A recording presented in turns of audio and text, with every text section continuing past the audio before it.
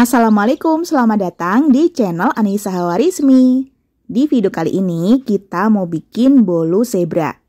Bolu zebra ini teksturnya lembut, empuk, dan moist. Nah, ini bisa teman-teman perhatikan, patternnya cantik dan rapi. Cocok banget buat teman ngeteh di sore hari, dan bolu zebra ini akan lebih enak dan lebih moist lagi kalau teman-teman makannya tuh di keesokan harinya. Sekarang langsung aja kita ke cara pembuatannya. Yang pertama, kita akan menyiapkan loyang terlebih dahulu. Umi pakai loyang bulat dengan diameter 18 cm, tinggi 7 cm. Oles seluruh sisi loyang dengan margarin tipis-tipis aja, yang penting merata di seluruh loyang. Kalau udah rata seperti ini, langkah selanjutnya bisa kita taburi dengan tepung terigu. Taburannya nggak perlu banyak-banyak, sedikit aja, yang penting mengcover seluruh sisi dari loyang. Kalau misalnya pengolesannya lebih tebal, nanti hasil kulitnya juga lebih tebal. Nah, kalau udah tercover seluruh sisi dari loyangnya dengan tepung terigu seperti ini loyangnya sudah bisa kita gunakan ya. Tapi di sini loyangnya akan kita sisihkan terlebih dahulu. Dan lanjut kita akan bikin adonan bolu. Pertama, kita bikin adonan kuning telur. Siapkan wadah atau bowl yang bersih dan kering. Masukkan sebanyak 280 gram margarin atau bisa diganti dengan butter. Tambahkan 145 gram gula halus. Di sini gula halusnya kita pakai gula halus yang untuk adonan ya teman-teman. Atau kalau teman-teman nggak ada gula halus, bisa pakai gula pasir yang di blender. Mixer margarin dan gula halus pakai kecepatan sedang dulu selama kurang lebih 1 menit. Nah, kalau udah 1 menit di mixer, di sini kita bersihkan dulu bagian samping-samping wadahnya supaya bisa terjangkau oleh mixer. Lanjut kita mixer pakai kecepatan paling tinggi di mixer masing-masing selama kurang lebih 8 menit atau sampai teksturnya menjadi creamy, mengembang, dan halus. Kalau di samping wadahnya terlihat ada bahan yang tidak tercampur oleh mixer, bisa kita rapikan dulu ya dengan spatula, baru lanjut kita mixer kembali. Nah, di sini bisa teman-teman perhatikan teksturnya udah mulai mengembang, creamy, dan halus banget. Bisa diperhatikan konsistensi adonan setelah dimixer selama kurang lebih 8 menit hasilnya bagus banget dan padat. Di sini akan Umi rapikan dulu dengan spatula, baru lanjut Umi mixer sebentar aja supaya tadi bahan yang belum tercampur itu bisa tercampur. Kalau udah tercampur semua, bisa diperhatikan konsistensi adonannya cukup kental. Selanjutnya tambahkan 8 kuning telur. Usahakan gunakan kuning telur yang fresh, ciri-cirinya kuning telurnya mudah banget dipisahkan dari putih telur. Masukkan kuning telur satu persatu ke dalam adonan sambil kita mixer dengan kecepatan paling rendah di mixer masing-masing. Jadi di sini kuning telur pertama kita masukkan, kita mixer sebentar sampai agak tercampur, kemudian kita masukkan kuning telur berikutnya sampai kuning telurnya habis. Di sini kuning telurnya kita masukkan secara bertahap supaya adonannya nggak kaget ya teman-teman dan nggak langsung memisah. Di mixernya juga jangan terlalu lama, kalau udah mulai tercampur kayak gini langsung kita tambahkan dengan perisa butter atau teman-teman bisa juga pakai perisa vanila. Tambahkan dengan setengah sendok teh garam dan 15 gram kental manis. Nah, tadi Umi tambahkan perisa butter supaya aroma telurnya itu lebih tersamarkan atau bisa juga pakai perisa vanila. Dan lanjut kita mixer kembali dengan kecepatan paling rendah sampai semua bahannya tercampur aja. Nah, ini cukup sebentar, kalau udah tercampur kita tambahkan dengan 20 gram susu bubuk. Penambahan susu bubuknya juga perlahan-lahan ya teman-teman dan bertahap supaya adonannya nggak kaget dan nggak langsung memisah. Untuk pemixerannya juga pakai kecepatan paling rendah dan cukup sebentar aja sampai tercampur rata. Selanjutnya tambahkan dengan 200 gram tepung terigu protein rendah. Di sini penambahan tepungnya juga secara bertahap dan sedikit demi sedikit supaya adonannya nggak kaget dan nggak langsung memisah, jadi adonannya nggak gampang encer. Untuk pemixerannya juga jangan terlalu lama, kalau misalnya tepungnya sudah tercampur rata dengan adonan, kita hentikan aja proses pemixerannya. Di sini bisa teman-teman perhatikan ya, di bagian samping-samping wadah ada tepung yang tidak terjangkau oleh mixer, jadi kita rapikan dulu pakai spatula. Nah, kalau udah dirapikan seperti ini, lanjut kita mixer kembali masih dengan kecepatan rendah hanya sampai tepungnya tercampur rata dengan adonan. Kita mixer nggak perlu terlalu lama, asalkan tepungnya udah tercampur, kita hentikan proses pemixerannya. Selanjutnya kita aduk dengan spatula untuk memastikan semua bahannya udah benar-benar tercampur rata. Konsistensi dari adonan kuning telur ini bisa teman-teman perhatikan cukup kental dan agak padat. Kalau tekstur dan konsistensi adonannya udah benar, adonan kuning telur ini bisa kita sisihkan sebentar dan lanjut kita akan bikin adonan putih telur. Di wadah lain, usahakan pakai wadah stainless atau kaca yang di dalamnya sudah kita tambahkan sebanyak 3 putih telur atau beratnya sekitar 120 gram. Usahakan di sini pakai putih telur yang fresh, ciri-cirinya putih telurnya itu masih kental supaya nanti adonan bisa mengembang dengan sempurna. Lanjut di sini putih telurnya akan kita mixer dengan kecepatan sedang aja. Kita mixer selama kurang lebih 1 menit dengan kecepatan sedang sampai berbusa banyak. Nah, kalau busanya udah mulai banyak seperti ini, bisa kita tambahkan dengan 50 gram gula pasir. Tambahkan gula pasir secara bertahap ke dalam adonan putih telur. Di sini Umi tambahkan dengan 3 tahapan. Tahap yang pertama dimasukkan, kemudian dimixer dengan kecepatan sedang sampai agak tercampur. Kemudian kita tambahkan di tahap yang berikutnya, begitu seterusnya sampai gulanya habis. Proses pemikseran putih telur ini kita lakukan dengan kecepatan sedang selama kurang lebih 3-5 menit atau sampai teksturnya menjadi soft peak. Kalau udah soft peak dan berjambul, kita coba cek dengan membalik wadah. Kalau adonannya tidak tumpah, tandanya adonannya sudah betul. Bisa diperhatikan ya, adonannya lembut, mengembang, dan soft peak. Sekarang kita ambil sepertiga adonan putih telur, kemudian kita tambahkan ke dalam adonan kuning telur.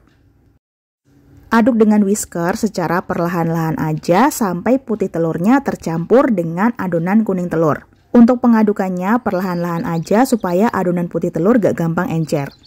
Tambahkan sepertiga adonan putih telur lagi, kemudian aduk dengan whisker kembali sampai agak tercampur.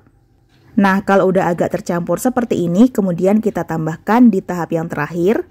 Masukkan semua sisa adonan putih telur, kemudian kita aduk perlahan-lahan dengan whisker sampai tercampur rata. Kalau kita aduk dengan perlahan-lahan, di sini adonannya jadinya nggak encer dan tetap mengembang.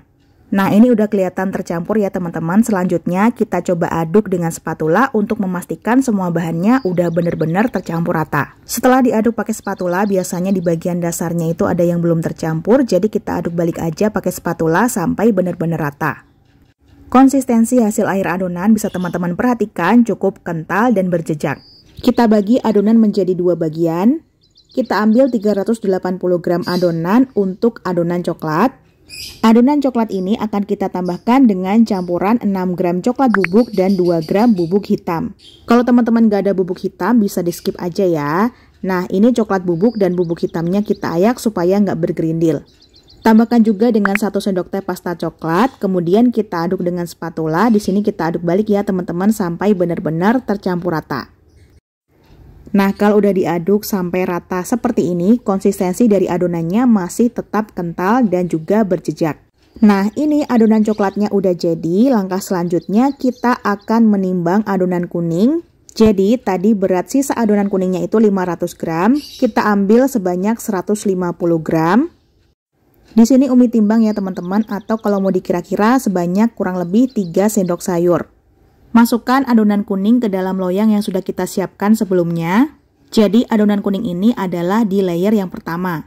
Rapikan dan usahakan berada di tengah-tengah. Kemudian kita ambil sebanyak kurang lebih 140 gram untuk adonan coklat. Kita letakkan di tengah-tengah adonan kuning. Usahakan adonan coklatnya berada di tengah-tengah dan jangan sampai menutupi seluruh bagian dari adonan kuning. Kita tambahkan lagi dengan 130 gram adonan kuning. Posisikan adonan kuning di tengah-tengah, jangan sampai menutupi adonan coklat. Kemudian tambahkan lagi dengan 120 gram adonan coklat. Nah, ini bisa dilihat posisinya harus seperti ini ya teman-teman, jangan menutupi satu dengan yang lainnya. Nah, ini udah aku tambahkan 100 gram adonan kuning. Kemudian tambahkan dengan 90 gram adonan coklat, 70 gram adonan kuning, 50 gram adonan coklat. Tambahkan lagi dengan 30 gram adonan kuning. Dan di sini tambahkan juga dengan 20 gram adonan coklat. Karena Umi tadi salah ngitung, jadi di sini adonan kuningnya masih sisa sebanyak 20 gram. Di sini langsung Umi letakkan aja di atas adonan coklat. Kalau teman-teman perhatikan, di sini posisinya agak miring ya. Jadi kalau nanti teman-teman buat harus yang rapi dan berada di tengah-tengah. Adonan nggak perlu dihentak-hentakkan, langsung aja kita panggang. Dan sebelum dipanggang, pastikan ovennya sudah dipanaskan dulu selama kurang lebih 5-10 menit. Panggang adonan dengan suhu kurang lebih 140 derajat Celcius, pakainya api atas bawah selama kurang lebih 1 jam atau sampai matang. Disesuaikan dengan oven masing-masing ya.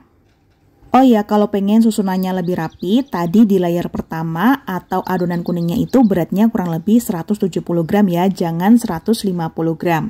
Dan untuk berat detailnya nanti akan Umi tulis di description box. Diusahakan juga saat menyusun adonan terus berada di tengah-tengah supaya hasilnya lebih cantik dan layernya atau patternnya terlihat dengan jelas. Setelah di oven selama kurang lebih 1 jam dengan suhu 140 derajat Celcius di rak bawah, ternyata bagian permukaannya belum kecoklatan, jadi akan Umi pindahkan ke rak tengah. Dan lanjut akan kita oven dengan suhu yang sama 140 derajat Celcius, pakainya api atas bawah selama kurang lebih 10 menitan. Oh ya, untuk pemanggangan bolu ini dari awal sampai akhir blowernya dalam kondisi mati ya teman-teman. Dan setelah dipanggang sekitar 10 menitan di rak tengah, ini bagian permukaannya udah mulai kecoklatan. Terlihat juga sudah merenggang antara bolu dengan loyang, tandanya udah matang. Langsung aja kita keluarkan dari oven. Ciri-ciri bolunya udah matang bisa kelihatan ya teman-teman, udah merenggang antara bolu dengan loyang. Dan kalau diperhatikan bolunya tidak turun atau tidak kempes, jadi bolunya tetap tinggi dan bagus. Kalau disentuh bagian permukaannya juga tidak kempes. Nah seperti ini udah pas kematangannya, udah kokoh. Selanjutnya akan kita balik. Saat membalik hati-hati ya teman-teman karena kondisi loyangnya masih agak panas. Kita angkat loyangnya perlahan-lahan. Nah ini agak kurang rapi tapi nggak apa-apa. Bagian dasarnya juga bisa diperhatikan, tampak halus dan kematangannya juga pas. Kita ambil alas kue, kemudian kita balik. Nah ini dia bolu zebranya udah jadi.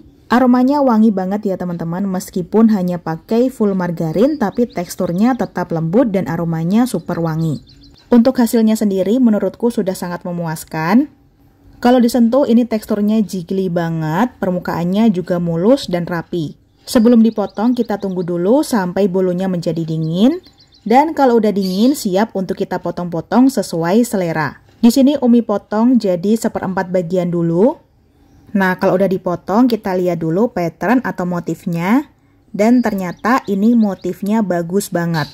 Motif zebra atau patternnya terlihat jelas dan rapi, hanya saja di bagian sisi yang agak miring tadi, motif atau patternnya terlihat sedikit rapat. 1/4 bagian yang sudah kita potong tadi akan kita bagi lagi menjadi 3 bagian atau teman-teman bisa juga dibagi menjadi 4 bagian.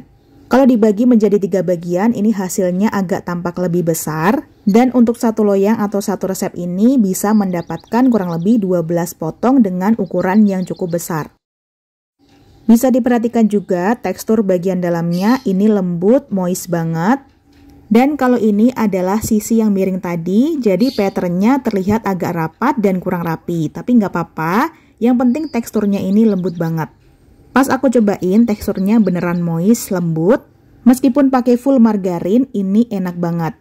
Rasa manisnya pas, ada rasa gurih dari margarin. Sensasi makan bolu jadulnya ini langsung kerasa banget.